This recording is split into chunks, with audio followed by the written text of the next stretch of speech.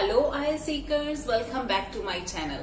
Our today's cue card is describe a time when you received a bad service in a restaurant.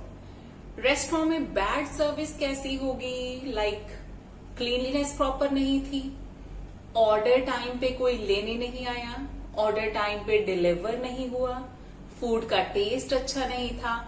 All these things. Why not to do it in the detail? Let's begin. The cue card is describe a bad service you received at a restaurant. एक restaurant में आपको अच्छी service नहीं मिली, उसके बारे में आपने details देनी है. When and where it happened, ये कब हुआ, कहाँ पे हुआ, what happened, क्या हुआ, how it was solved, ये कैसे सॉल्व किया गया, and explain how you felt about the experience. इस एक्सपीरियंस के बारे में आपने कैसे फील किया, आपने इसकी भी डिटेल देनी है. The cue card runs like this. Being a foodie. Foodie is a person जिसे अलग अलग खाना टेस्ट करने का बहुत शौक है. I love to try the taste of food at various restaurants. तो क्योंकि मैं एक फूडी हूँ, मुझे अलग अलग रेस्टोरेंट्स पे फूड टेस्ट करने का बहुत शौक है. In majority of restaurants, I have received a satisfactory service. ज्यादातर रेस्टोरेंट्स में मुझे सेटिस्फैक्ट्री सर्विस मिली है, एक अच्छी सर्विस मिली है. Satisfactory service is the good service that makes you satisfied. However, here I'm going to share an experience when the service I received was far from being good. But यहाँ पे मैं share करने वाली हूँ एक ऐसा experience जब मुझे रेस्टोरेंट में जो सर्विस मिली वो was far from being good. जो मतलब बैड सर्विस कहने की बजाय आप ये कह सकते हो कि जो अच्छी नहीं थी. far from being good. It was a month ago that I planned dining out. एक मंथ हुआ है कि मैंने बाहर खाना खाना प्लान किया, डाइनिंग आउट, बाहर जाके खाना खाना, with my family at a newly opened restaurant. एक न्यू रेस्टोरेंट में. हियर कोई भी आप इमेजिनरी नेम फिल कर सकते हो कि रेस्टोरेंट का नेम क्या था. When we reached the restaurant, we noticed that the table was not cleaned properly. तो जैसे ही हम गए वहां पे जाके बैठे तो हमने देखा कि जो टेबल था वो प्रॉपरली क्लीन नहीं था. तो हमने फर्स्ट थिंग बिगिनिंग में ही बता दी कि हमें कुछ लगा कि हाँ यहाँ पे अच्छी सर्विस नहीं मिलने वाली. The staff on duty cleaned it on our request. कि हमने स्टाफ से जब रिक्वेस्ट की, स्टाफ ऑन ड्यूटी, वेटर्स कहने की बजाय you can say staff on duty. तो जैसे ही हमने उनको रिक्वेस्ट की तो उन्होंने टेबल क्लीन कर दिया. Then we kept waiting for someone to take our orders. Kept waiting, wait करते रहे. वी वर वेटिंग, तो वेट कर रहे थे, बट हमने कहना है कि हम इतना टाइम वेट करते रहे. वी केप्ट वेटिंग, तो कोई ऑर्डर लेने नहीं आया. After the wait of 15 minutes our order was taken. हमारा ऑर्डर लिया गया. ये पैसिव फॉर्म हमने यूज की है, हमारा ऑर्डर लिया गया. Our order was taken. First we order the starters. Starters जो हम बिगिनिंग में कुछ स्नैक्स वगैरह लेते हैं रेस्टोरेंट पे जाके, so those are the starters which were delivered pretty quickly. जो बहुत जल्दी से डिलीवर कर दिए गए. हमने ऑर्डर किए और साथ के साथ वो डिलीवर हो गए. But to our dismay is a phrase. It means कि हमें डिसअपॉइंटमेंट हुई, हमें दुख हुआ ये देखकर. दे टेस्टेड ऑफुल, कि उनका टेस्ट बिल्कुल भी अच्छा नहीं था. They tasted awful. Awful is used for the bad taste. We ordered the food hoping that it would be better. हमने फूड ऑर्डर कर दिया ये सोच के, ये उम्मीद के साथ कि फूड बेटर होगा इससे. Which surprisingly took around half an hour to be delivered. अब स्टार्टर्स जल्दी डिलीवर हो गए थे, बट फूड को डिलीवर होने में आधा घंटा लग गया. Till that time we were extremely hungry. उस टाइम तक हमें बहुत ज्यादा भूख लग चुकी थी. When our order reached our table, अब डिलीवर वर्ड हमने 2-3 बार यूज कर लिया है, तो बार बार वही वर्ड नहीं यूज करना, उसके लिए कुछ सब्सटीट्यूट सोचने हैं. So we have spoken that when our order reached our table, जैसे ही हमारा ऑर्डर जो है वो टेबल पे पहुंचा, we were shocked to see the quantity. हम क्वांटिटी को देखकर बहुत शॉक्ड हुए। Full plate actually seemed to be the half. जो फुल प्लेट हमने ऑर्डर की थी वो एक्चुअली हाफ ही लग रही थी, मीन्स उसकी क्वांटिटी इतनी कम थी। Moreover the dish of cheese hardly contained any cheese slice. जो चीज की हमने डिश ऑर्डर की थी उसमें कोई चीज स्लाइस ही नहीं था। What made the things verse, जिससे चीजें और भी बुरी हो गई, जिससे सिचुएशन और भी खराब हो गई, was the taste of the gravy. ये क्या चीज थी कि ग्रेवी का टेस्ट जो है वो बिल्कुल अच्छा नहीं था। Which seemed to be stale. Stale होती है जो पिछले टाइम का खाना, मीन्स जो फ्रेशली कुक्ड नहीं है। We could not bear all this. Bear means tolerate. हम ये और ज्यादा टॉलरेट नहीं कर पाए। And complaint to the manager, और हमने मैनेजर को जाके इस चीज की कंप्लेंट की। It was really shocking. हमें बहुत शॉक लगा ये देख के that the manager rather than accepting the fault, manager ने अपनी गलती मानने की बजाय स्टार्टेड आर्ग्यूइंग, हमारे साथ आर्ग्यूमेंट्स शुरू कर दिए, बहसबाजी करने लगा। By saying that no one else had complained about the food, we were the first to say that, कि और किसी ने तो कभी कंप्लेंट नहीं की, आप ही वो पहले जो ये बात कह रहे हो।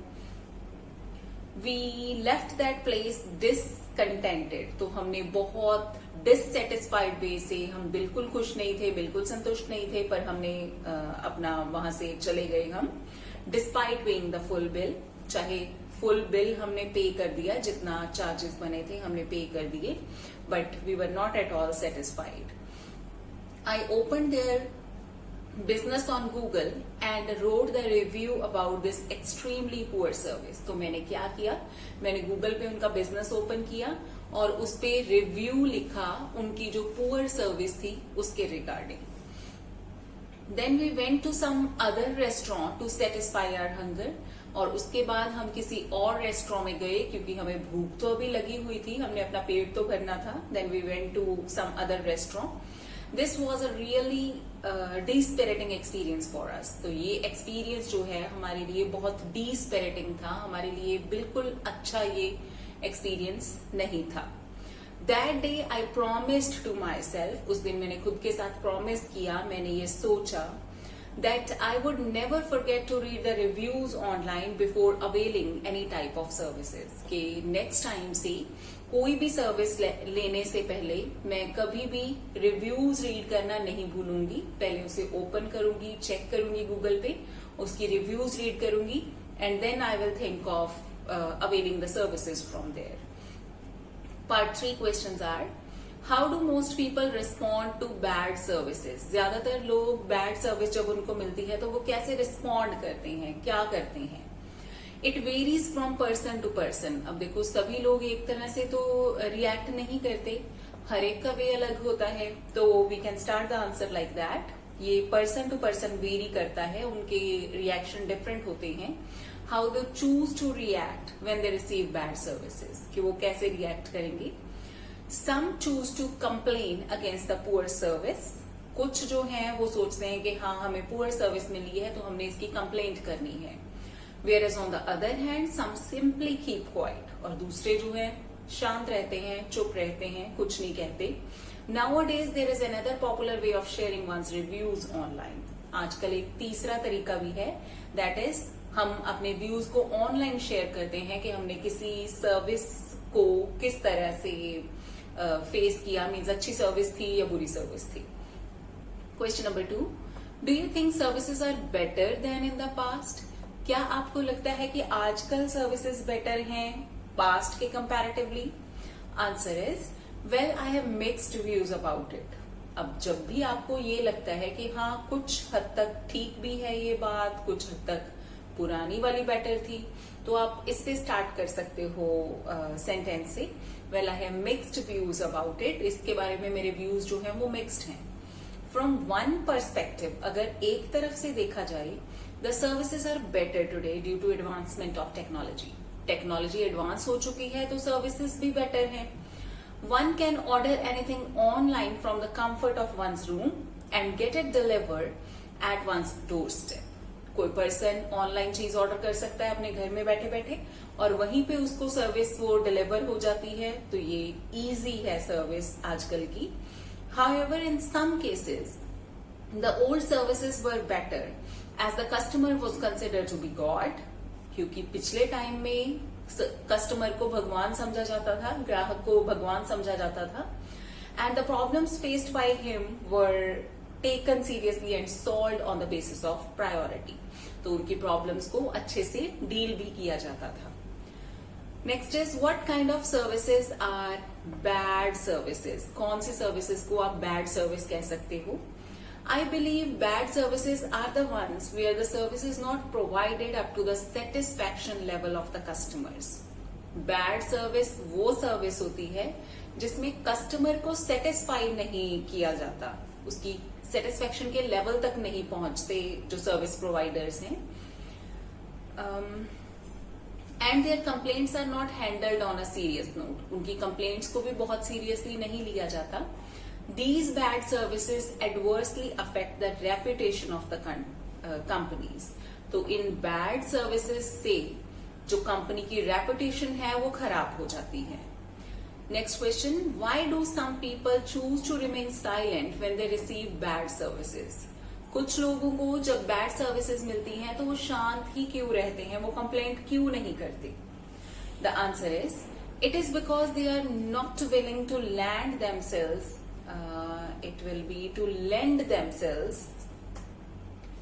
into any type of controversies. पहली बात तो ये है कि वो किसी कंट्रोवर्सी में नहीं जाना चाहते. उनको ये होता है कि किसी को कंप्लेंट करेंगे फिर बहस होगी, तो वो ये चीज को अवॉइड करते हैं. That is why they move quietly without complaining. one more line is there. Apart from this, some feel their review is not going to change anything. और कुछ ऐसे होते हैं जिनको लगता है कि हमने रिव्यू दिया या ना दिया, इससे किसी को कोई फर्क नहीं पड़ता. सो दैट इज वाई, इसीलिए वो चुपचाप से वहां से निकल जाते हैं बजाय कि कंप्लेंट करने की. Next is, who should be responsible for the bad services. अगर बैड सर्विस मिलती है तो उसके लिए कौन रिस्पॉन्सिबल होना चाहिए? I think the person who is assigned the duty must be responsible for bad services. जिसे ड्यूटी मिली हुई है कि उसने चेक रखना है पूरा, उसी को रिस्पॉन्सिबल माना जाना चाहिए.